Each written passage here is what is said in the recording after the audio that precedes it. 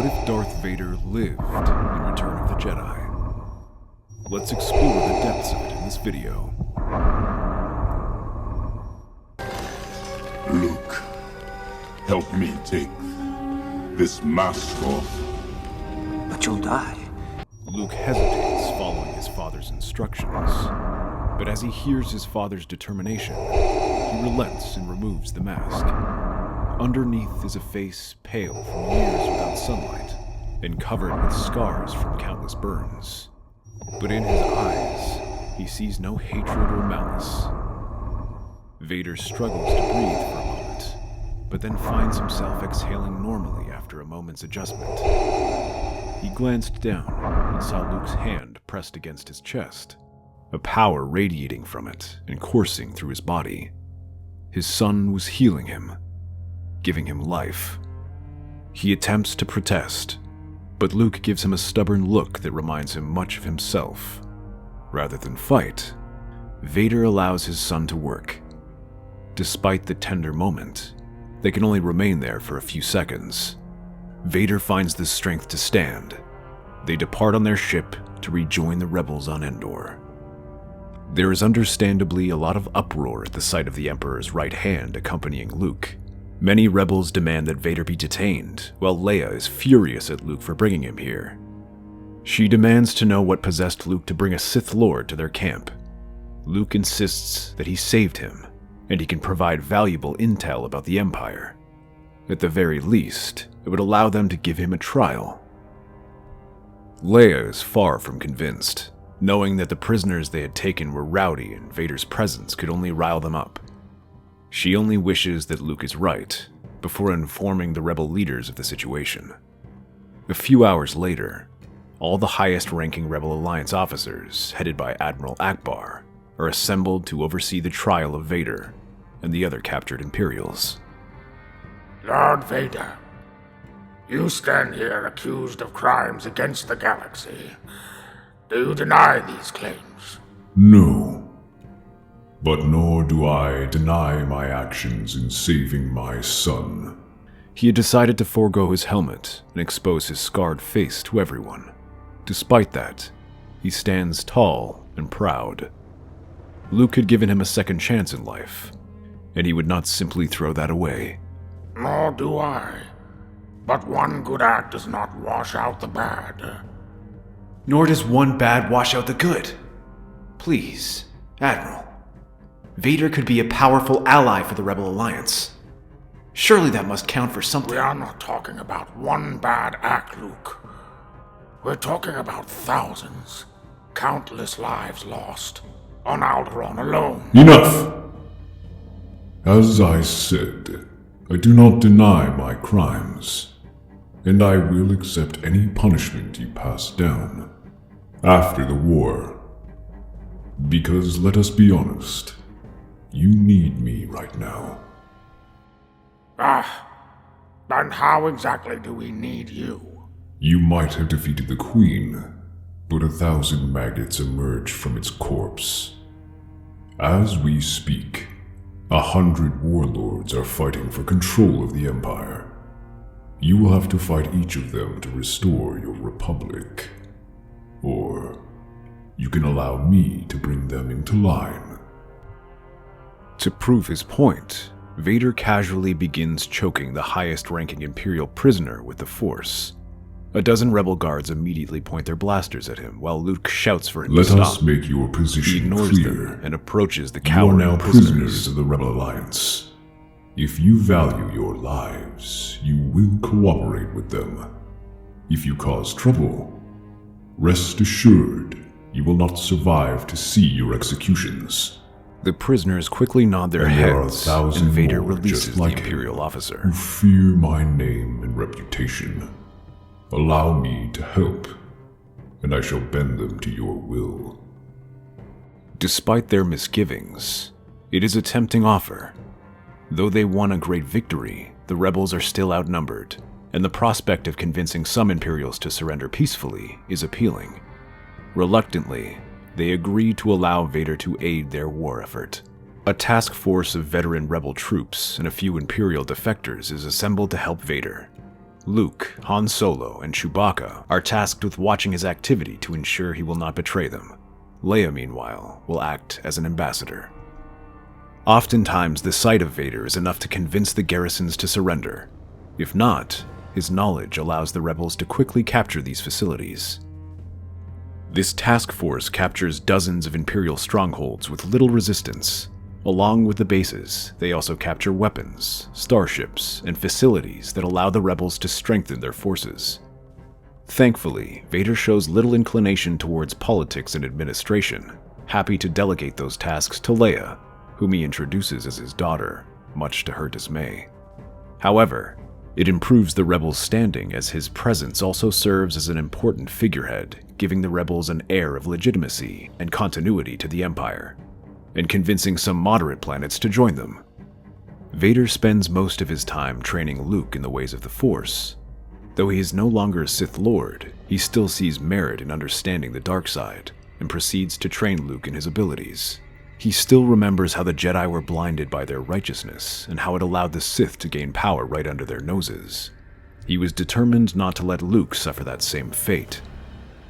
He teaches him how to harness his emotions and use them to fuel his power. After years as Palpatine's apprentice, he has a considerable collection of Sith holocrons and other artifacts which gives Luke in-depth knowledge of the dark side, which he pairs with the teachings of Yoda and Obi-Wan. Vader also offers to teach these skills to Leia, but the Senator vehemently refuses, not wanting to spend any more time with him than necessary. Unlike Luke, Leia never forgave Vader for his actions. Despite that, their plans continued to go well as they captured more and more critical locations. However, Vader begins to suspect something is wrong. Though they've fought a fair number of battles, they don't encounter nearly as much resistance, and some of the larger factions seem to be holding their forces back. That is until the rebels encounter a group of Imperial defectors who want to surrender to them. They are taken aboard the rebel ship and demand to speak to Vader. When the former Sith Lord appears before them, they drop to their knees and provide a grim report. Across dozens of worlds, Imperial fleets have emerged out of nowhere and begun destroying entire planets with weather satellites that are churning up powerful storms to devastate the worlds. They've come to plead for help as they abandon their fleet when they heard of what the Imperial Navy plans to do. Father, I sense the truth in their words. This plan is real. Don't worry. We'll do everything we can to help you. If you can guide us to that fleet, we can stop them. I sense it too. It is a shame that everything else is a falsehood. Suddenly, the Imperials ignite lightsabers, revealing themselves to be Inquisitors. The rebel soldiers with them are quickly cut down as the Inquisitors launch themselves at Vader and Luke. The two ignite lightsabers and meet them. Vader takes on two of the Inquisitors at once, their lightsabers flashing as they launch a series of savage attacks. Calling Vader a traitor and coward, they begin spinning their lightsabers to corner him. The Dark Lord says nothing, then slashes his weapons across one of the Inquisitor's spinning mechanism, shattering the weapon. His opponent can barely react as Vader unleashes a flurry of attacks, forcing the Inquisitor to abandon his attack to avoid getting killed. Eventually, one blow finds him and slashes his body in half. The second Inquisitor is shocked by how easily Vader defeats her companion. As she prepares to attack, she's struck by the body of another Inquisitor. Luke had thrown him with the Force, sending both of them dropping to the ground. His other opponent had already been dispatched as Luke slammed him against the bulkhead. Those two get up and look at the father and son team, readying their weapons. They take a step forward and are immediately cut down by blaster fire from a nearby doorway.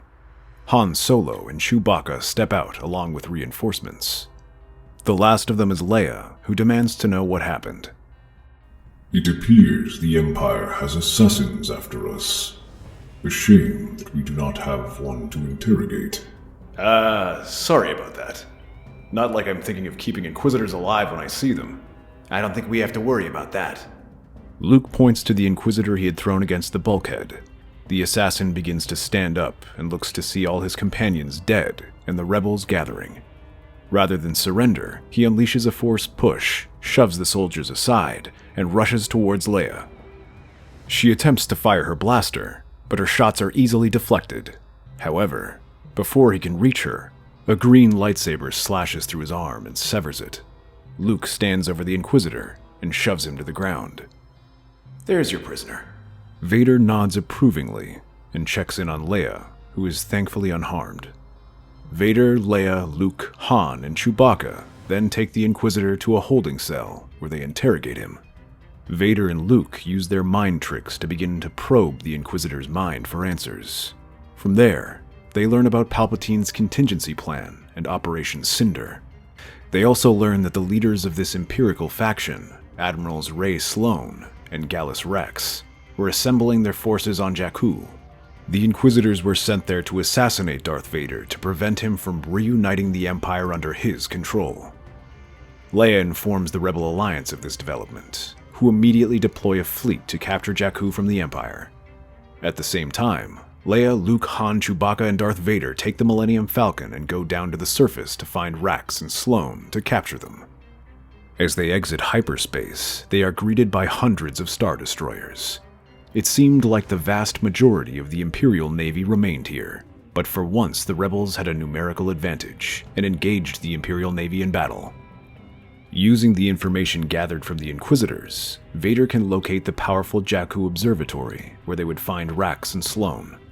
As they approach the outskirts, they immediately come under fire from automated turrets and droid guards. Han and Chewbacca can't land, forcing Luke, Leia, and Vader to make an emergency jump while the Falcon provides air support. The three of them quickly fight their way through the defenses, with Vader and Luke cutting down whatever gets in their way, while Leia provides cover with her blaster. They make their way inside the facility, where Rax and his soldiers are waiting for them. Greetings, Lord Vader. I did not expect to see you here. I must commend your survival skills. But that shall end today. The Empire is a ruin, but you shall be its relic. Suddenly, Gallus Rex ignites an electrostaff and lunges forward. However, instead of attacking Vader, he rushes towards Luke, while his stormtroopers fire at Vader, forcing him to defend himself. Leia helps him, firing her blaster at the stormtroopers, but is knocked off her feet by Sloane, who jumps out from the shadows. They tumble on the ground as they begin exchanging blows. Luke blocks his first attack, and the two begin to duel, electricity sparking around them as their weapons meet. As he defends against another attack, Rax pivots and electrocutes Luke with the other end. Don't look so pained. I'm sure this is just a fraction of the agony the Empire inflicted upon you. Vader sees Luke taking the shock and screams in fury. The nearest stormtroopers are crushed with the Force, and he leaps past their ruined bodies to attack Rex. He whirls and counters Vader's attack. Rax begins to step back, struggling to take on both of them, and the father and son duo begin to press him further until Vader raises his lightsaber and brings it down across his electrostaff, slicing it clean through. Before the Admiral can react, Vader plunges his weapon directly into his chest. Meanwhile, Leia managed to overpower Sloane, who started to flee. The remaining stormtroopers cover her escape and are quickly cut down. In space, the rebels managed to gain the upper hand thanks to their new fleet and weapons gathered over the last few months. Sloane and her remaining troops managed to escape into the unknown regions, leaving the rebels with a victory. This battle marked the end of the Galactic Civil War, allowing the New Republic to claim its victory. For his actions on Jakku, Vader would not be executed, though he would be exiled to Ossus to help train the new order of Jedi. Meanwhile, with the data recovered on Jakku, Han Solo and Leia now had information as to where Sloane's fleet was. They would begin systematically wiping out the remaining Imperial fleets in the unknown regions. That's our theory. The Star Wars universe is a galaxy filled with exciting stories and possibilities, and we love exploring them. If you want to accompany us on this journey to a galaxy far, far away, then please like, share, and subscribe to our channel.